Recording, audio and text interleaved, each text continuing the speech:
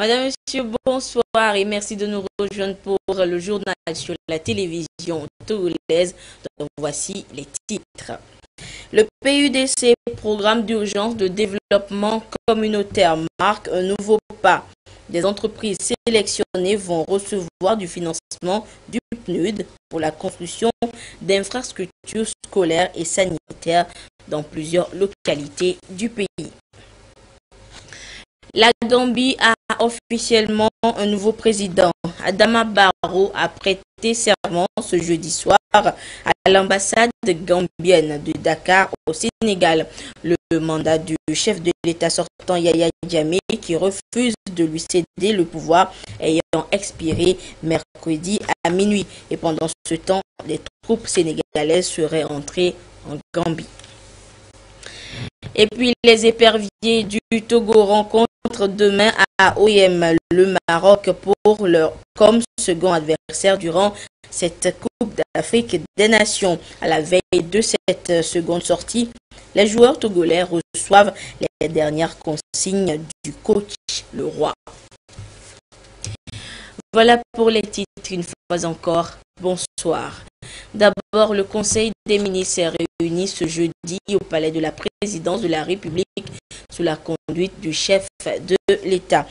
Le ministre de la Communication, Guy Madjé Lorenzo, nous en dit l'essentiel.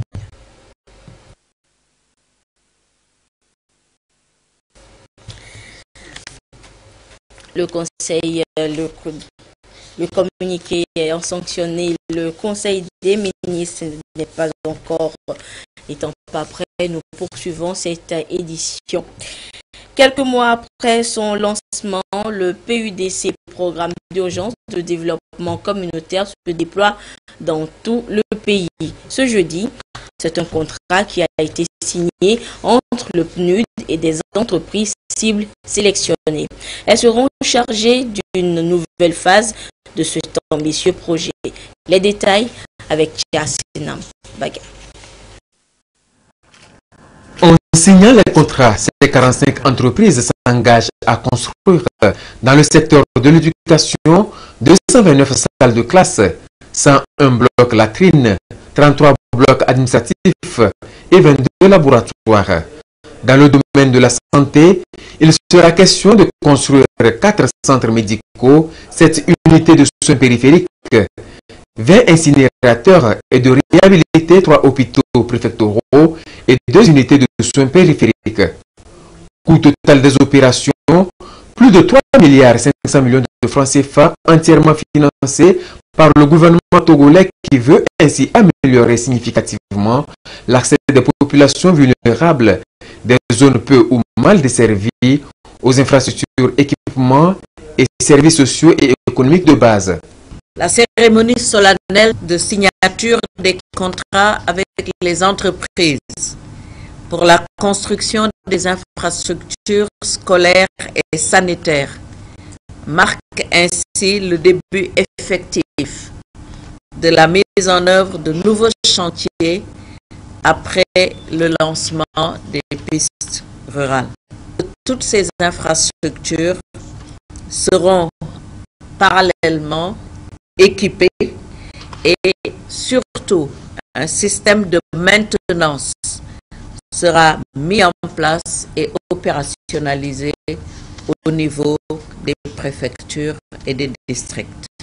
Les 45 entreprises retenues sur les 169 qui ont participé à l'appel d'offres sont celles qui ont répondu de façon optimale aux critères de rapidité, de qualité et de durabilité des ouvrages à réaliser. Le recours à ces petites et moyennes entreprises témoigne de la volonté du chef de l'État d'associer au maximum le secteur privé national à la lutte contre la précarité au Togo. Ces travaux apportent un plus-value. Ceci permettra également aux entreprises d'engager encore nos jeunes frères qui sont au chômage. Ce projet va recruter au plus de 3000 personnes dans le secteur du BTP. Nous tenons, nous les entreprises, à remercier le chef de l'État L'ensemble de ces infrastructures sanitaires et éducatives seront réalisées sur 69 sites dans 19 préfectures pour répondre aux besoins urgents des populations en termes d'amélioration des conditions d'accueil et d'encadrement au primaire et au secondaire et de réduction des disparités en matière d'accès aux services de santé de base. Lorsqu'on mène une politique, quelle qu'elle soit, il y a un certain nombre de secteurs qu'on appelle les secteurs sociaux qui sont fondamentaux et qui sont incontournables et qui touchent le plus souvent les populations les plus défavorisées. Et c'est ce qui justifie le partenariat avec le PNUD et maintenant un partenariat triangulaire avec vous, chefs d'entreprise. Et nous comptons beaucoup sur vous pour que ce que nous présentons à la population soit concrètement réalisé et ait un impact sur leur vie de tous les jours. L'éducation est l'un des secteurs prioritaires du gouvernement parce qu'il conditionne l'avenir du pays. Je me félicite que avec la collaboration du PNUD, que une partie importante, une proportion importante du PUDC soit destinée à ce secteur et nous vous garantissons que nous n'attendrons pas un jour de plus à la livraison des travaux pour mettre à profit les infrastructures qui nous seront confiées. Le PUDC est une initiative des plus hautes autorités togolaises pour renforcer la lutte contre la pauvreté à travers une meilleure redistribution des fruits de la croissance. Le ministère de la Planification et du Développement a réaffirmé la volonté du gouvernement à mener à bien ce programme. Voilà pourquoi il a invité les entreprises retenues à respecter les termes du contrat. La construction des infrastructures scolaires et de santé qui retiennent notre attention ce matin cadre exactement avec les orientations du chef de l'État. C'est pourquoi je me réjouis de la diligence du PNUD qui a permis le recrutement des entreprises pour la concrétisation de ces projets, tout en félicitant les entreprises pour le choix qui a été porté sur elles pour la mise en œuvre de ces infrastructures.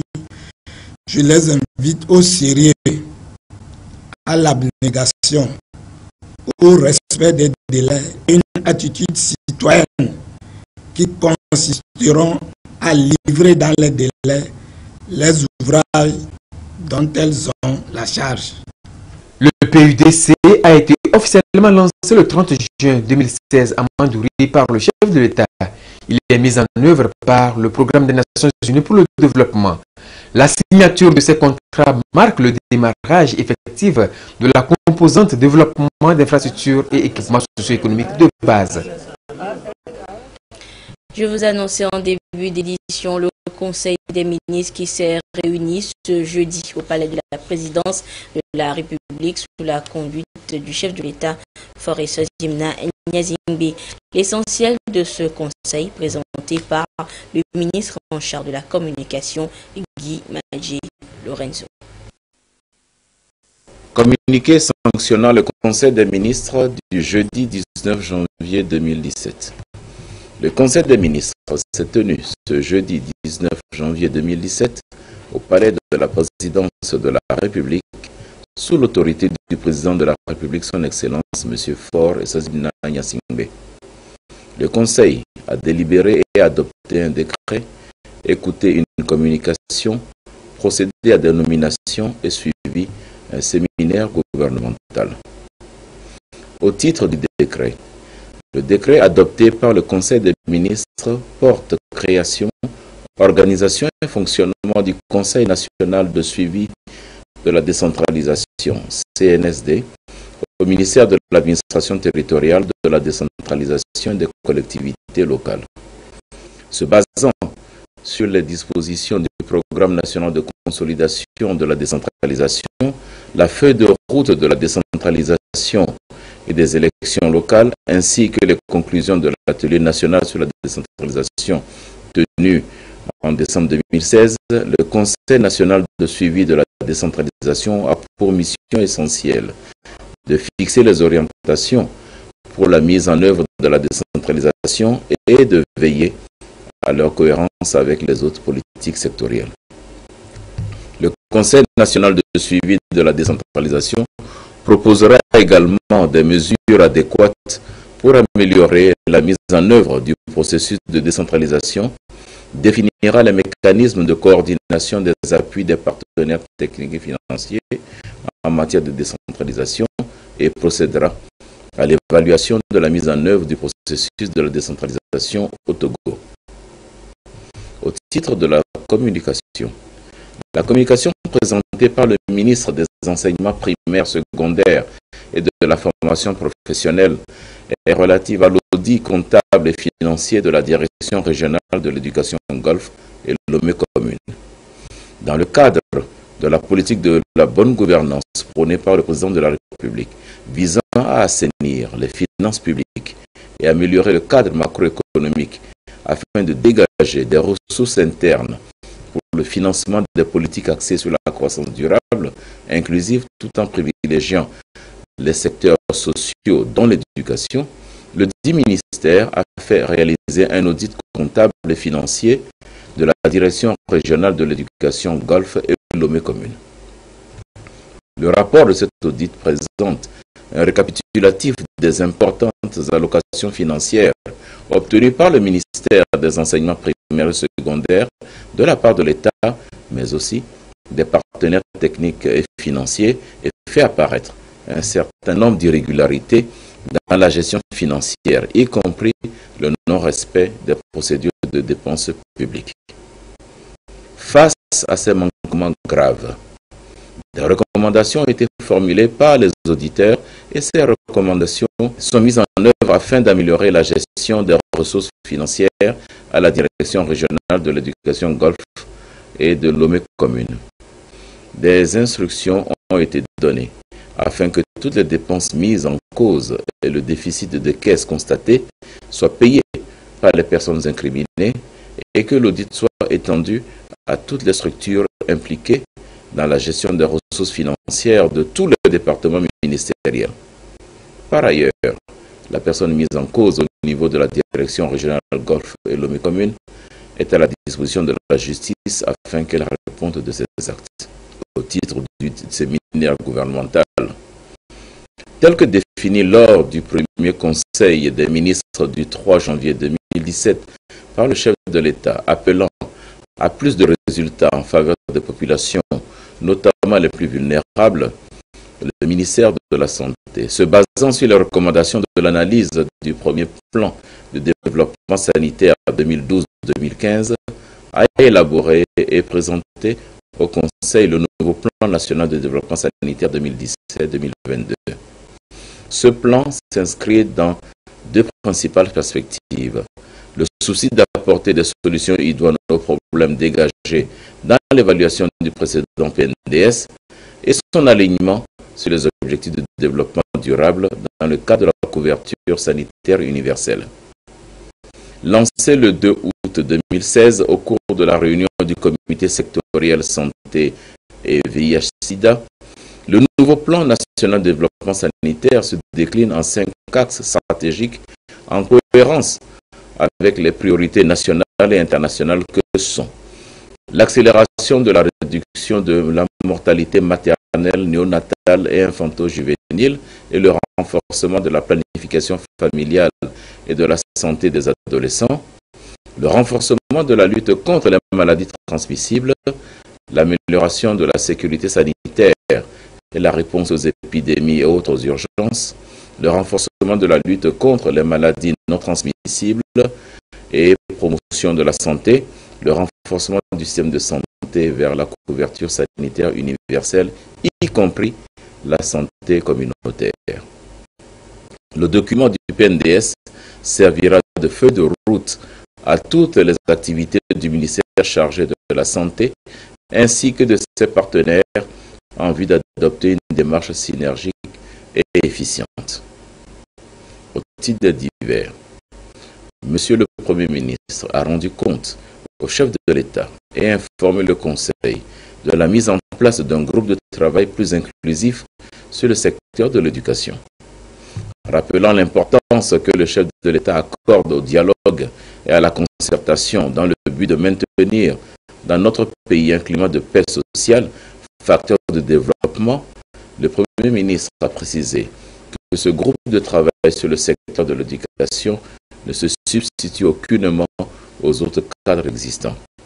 Il vise à étudier les propositions idoines et à prendre en compte les préoccupations des enseignants ainsi que celles du gouvernement afin de garantir les acquis du secteur éducatif et de relever les nouveaux défis.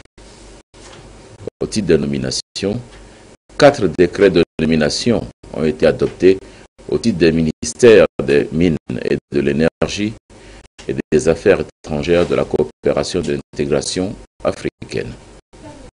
Fait à Lomé le 19 janvier 2017, le Conseil des ministres. Je vous donne maintenant lecture de cette série de décrets de nomination. Au titre du ministère des Affaires étrangères, de la coopération et de l'intégration africaine, le président de la République décrète. Monsieur Frédéric Edem Hegbe est nommé ambassadeur extraordinaire et plénipotentiaire de la République togolaise auprès du gouvernement américain. Au titre du ministère des Mines et de l'Énergie, le président de la République décrète. Monsieur Banempo Bengbertan, ingénieur hydrogéologue, est nommé directeur de cabinet. Monsieur Damegar Soglé, ingénieur géologue, est nommé directeur général des mines et de la géologie. Monsieur Passemon Penglam, ingénieur géologue, est nommé directeur des hydrocarbures. À noter également dans l'actualité la rencontre entre les points focaux en santé animale. Les moyens de prévention des maladies d'origine animale constituent l'essentiel de cette réunion sous-régionale qui réunit plusieurs professionnels. Le compte rendu avec Edem. Selon l'Organisation mondiale de la santé animale, OIE, plus de 70% des maladies humaines viennent des agents pathogènes de la faune. Et ces animaux sauvages peuvent également être des réservoirs pour des agents pathogènes d'animaux domestiques. Le concept « une seule santé » nécessite donc une meilleure maîtrise des maladies de la faune sauvage et leur survenance afin de protéger les animaux et prévenir la santé des humains. À Lomé, les points focaux chargés de la faune sauvage en Afrique y réfléchissent. Nous avons des difficultés parce que les gens sont mal outillés et cet atelier vient à point nommé pour renforcer la capacité de ces techniciens afin de nous permettre d'avoir des informations de qualité et de limiter tant soit peu la contamination des animaux domestiques et des hommes et des maladies d'origine sauvage. Nous vivons dans un environnement, nous vivons au sein d'un climat et donc ce climat joue effectivement aussi bien sur l'être humain que sur les pathogènes qui transmettent, qui sont à l'origine de ces maladies. Donc il va sans dire qu'il faut tenir compte de tous ces paramètres-là, le bien-être animal et le bien-être humain dans un écosystème, dans l'écosystème. Donc c'est pour cela que nous parlons aujourd'hui du concept une seule santé. L'Organisation mondiale de la santé animale, OIE, met en place une réelle politique pour préserver la santé animale et humaine des pathologies. l'OIE a développé ces normes qui permettent la surveillance et le contrôle. On a aussi une base de données. On a aussi en fait une interface, donc c'est le système WAIS, qui permet de notifier les maladies animales, qui permet donc une transparence au niveau mondial par rapport à ces maladies, et qui permet par la suite justement une surveillance et un contrôle. Cette rencontre de Lomé offre également l'opportunité aux points focaux de partager des expériences et de susciter des échanges entre pays de la région et les différents acteurs concernés. Les agents de l'Office togolais des recettes OTR sont en session de formation de 10 jours à Lomé. Objectif leur permettre d'acquérir des connaissances sur les enquêtes et recoupements, outils indispensables pour leur travail sur le terrain. Ceci pour à la fin maximiser les recettes fiscales du pays et contrer les contribuables véreux. Lucassi. Maximiser les recettes pour accroître l'assiette fiscale du pays, c'est l'une des missions principales assignées à l'Office togolais des recettes OTR. L'évasion fiscale et la fraude fiscale sont quelques-uns des actes illégaux posés par une catégorie de contribuables et qui empêchent l'Office de jouer son rôle. Cette session de formation axée sur les enquêtes et recoupements fiscaux, outil de travail des agents de l'OTR, permettra à ses participants d'exercer au mieux leur travail sur le terrain. Nous allons aborder le recoupement fiscal. Ça veut dire la capacité des agents, des enquêteurs, des vérificateurs de s'assurer que toutes les informations offertes par l'entreprise, par le contribuable, sont cohérentes. Ce qui assure d'abord la mission, c'est la gestion des risques. Certains contribuables présentent un risque plus élevé que d'autres. Il faut les identifier et investir le temps là où les risques sont les plus significatifs. Ça permet à l'OTR d'améliorer son efficacité et son efficience. Et donc, d'augmenter la pression fiscale effective, dit plus simplement, de lever plus d'impôts et de mieux servir le pays. Cette formation portée par l'Office togolais des recettes OTR et la Banque africaine de développement BAD répond à un seul souci, renforcer l'efficacité des agents de l'OTR dans la collecte des recettes et l'écoute des contribuables. Le comportement des opérateurs économiques aussi a changé. Il ne faudrait pas quand même que nous traitions les opérateurs économiques de la même manière. Il y a certains qui tapissent toujours dans l'ombre, il y a certains qui opèrent dans la clandestinité, il y a certains qui essaient de cacher leurs revenus. Et c'est la formation en matière d'enquête et de recrutement qui permettra à nos agents de dénicher tout ce qui est caché en ce qui concerne les activités clandestines et les activités souterraines. C'est pour cela que nous estimons que cette formation renforcera les capacités de nos agents. À travers cette session de formation, l'Office togolais des recettes OTR s'impose davantage comme un office moderne de mobilisation des recettes au profit de l'État. À l'étranger, le nouveau président gambien Adama Barrow a prêté serment ce jeudi soir lors d'une cérémonie officielle à l'ambassade de Gambie au Sénégal. Une prestation de serment exceptionnelle devant le président de l'Ordre des avocats gambiens et d'autres personnalités. Une prise de pouvoir qui intervient alors qu'en Gambie, le président sortant Yahya Jammeh refuse toujours de quitter son siège. Que Dieu me vienne en aide. Adama Barrow a prêté serment, comme prévu, mais pas en Gambie comme il le voulait. C'est au Sénégal, à l'ambassade gambienne, qu'il est investi de ses fonctions de président. Des circonstances exceptionnelles m'ont obligé à être ici aujourd'hui et ne permettent donc pas à tous ceux qui ont rendu possible cette journée d'être présents. La Constitution de la Gambie ne permet pas à un législateur de priver un citoyen de droits déjà acquis. Mon droit, en tant que vainqueur assermenté qui assume le poste de président, est constitutionnellement garanti et irréversible. Yahya Jammeh est lui toujours en Gambie.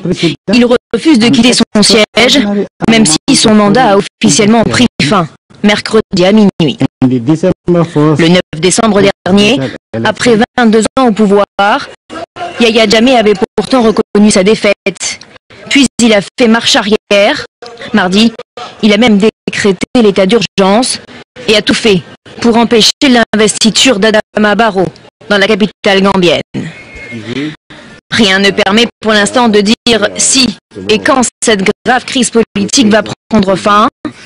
La diplomatie semble avoir épuisé toutes ses ressources pour qu'une transition politique pacifique se fasse, surtout que la menace d'une intervention militaire internationale se profile. La communauté économique des États d'Afrique de l'Ouest, très engagée dans ce dossier, se dit prête à intervenir. Le Ghana a ainsi prévu d'envoyer 205 militaires si besoin. Le Sénégal a déjà posté des troupes à la frontière avec la Gambie. Le Nigeria, lui, a déployé des soldats et des avions au Sénégal. Ce jour d'investiture devait être celui de la première transition démocratique du pays en 30 ans. Au lieu de cela, la Gambie retient son souffle. Et ce soir, on apprend que des troupes sénégalaises seraient déjà entrées en Gambie. 3 jours de deuil national débutent ce jeudi au Mali après l'attentat suicide qui a frappé Gao hier dans le nord du pays. Une attaque contre un camp de combattants des groupes armés signataires de l'accord de paix. Attaque qui a fait au moins 77 morts et une centaine de blessés selon un dernier bilan. L'action a été revendiquée par l'organisation Al-Mourabitoun. Une enquête a été ouverte et de nombreuses questions subsistent.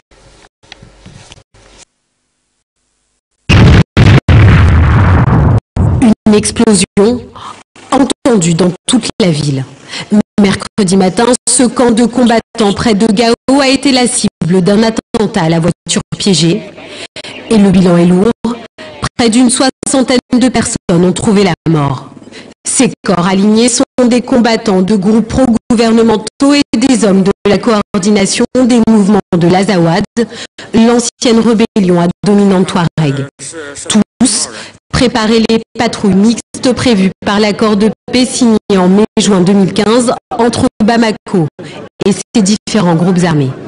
Très vite, les secours se sont organisés sur place et le ministre de la Défense malienne s'est rendu au chevet des victimes. C'est aussi un message à l'endroit de tous.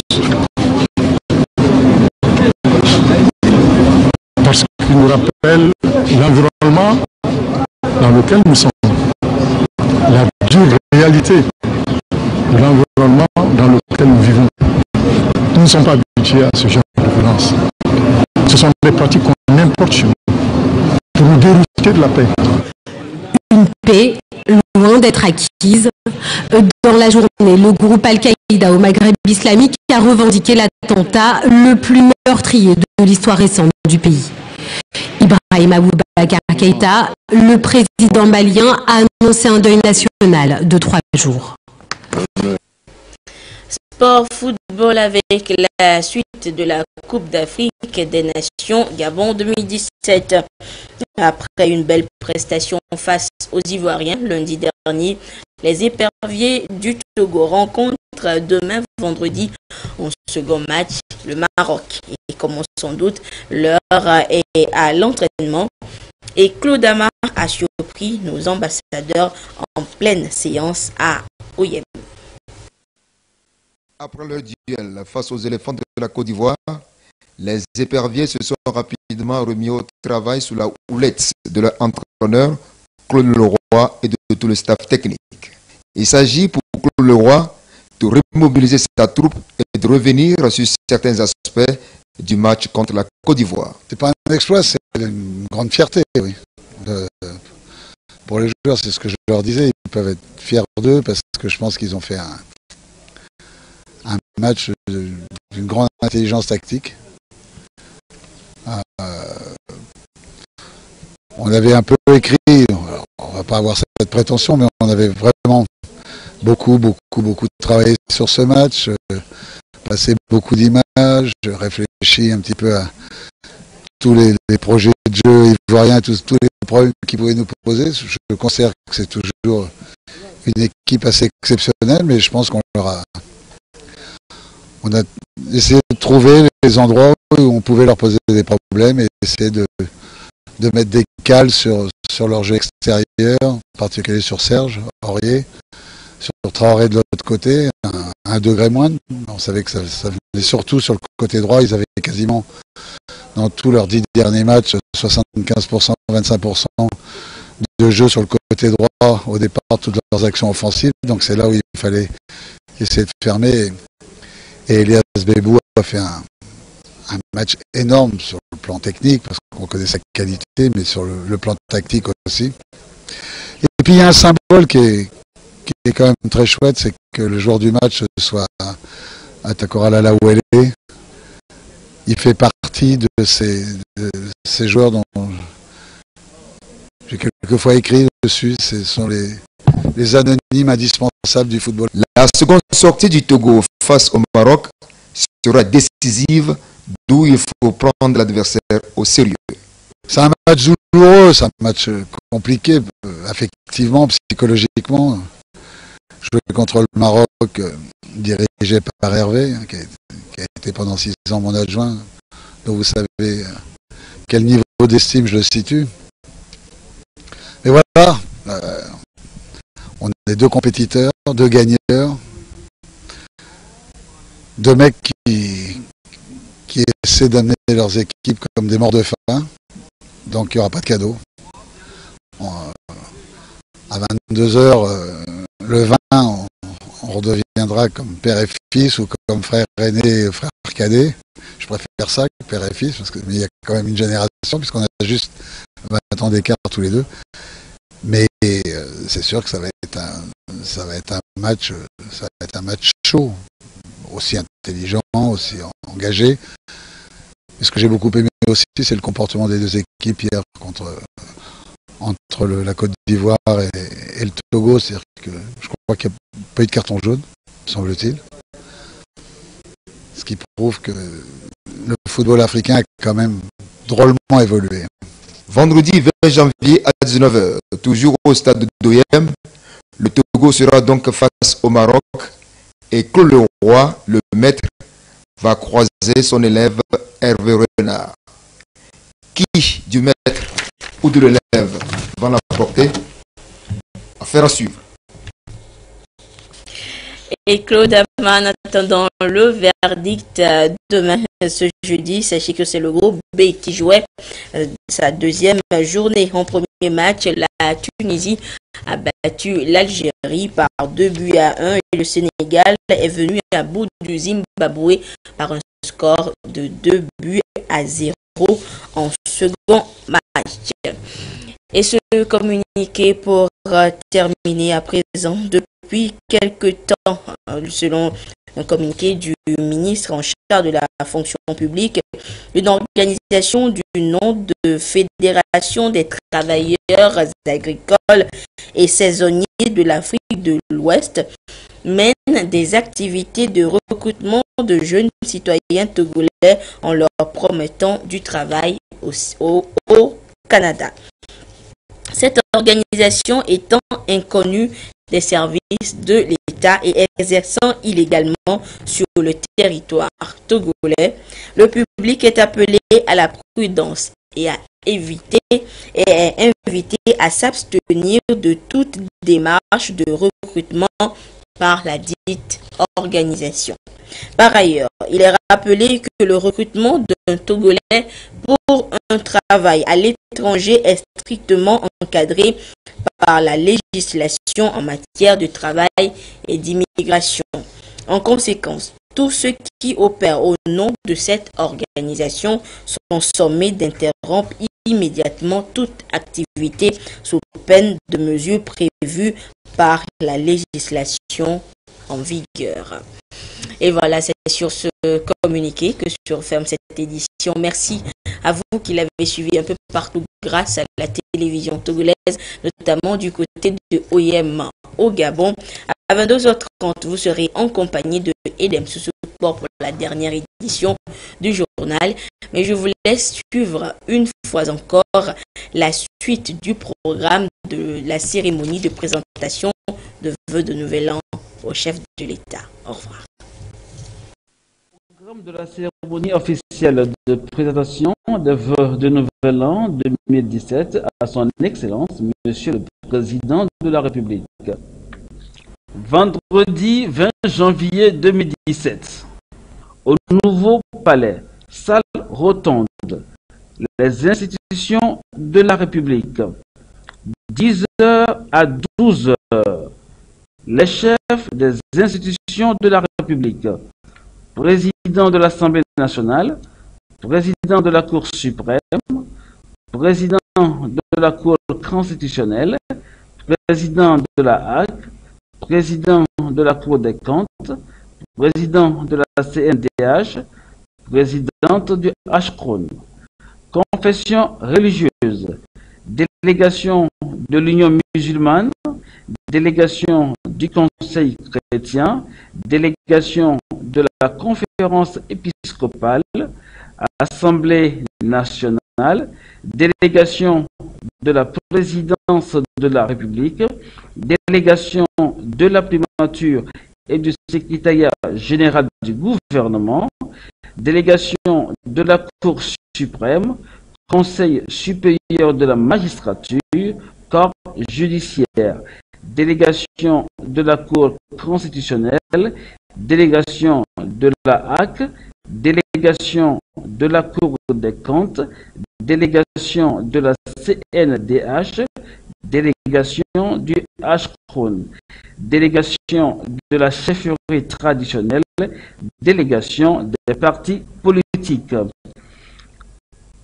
Nouveau Palais, 15h30, délégation de l'administration générale, y compris les parapublics, délégation du ministère de la Défense et des anciens combattants, ministère du développement à la base, de l'artisanat et de l'emploi des jeunes, ministère de l'enseignement supérieur et de la recherche, ministère de la fonction publique, du travail et de la réforme administrative, ministère des postes et de l'économie numérique, ministère des infrastructures et des transports, ministère de la sécurité et de la protection civile, ministère des affaires étrangères, de la coopération et de l'intégration africaine, ministère de l'agriculture, de l'élevage et de l'hydraulique, ministère de l'administration territoriale, de la décentralisation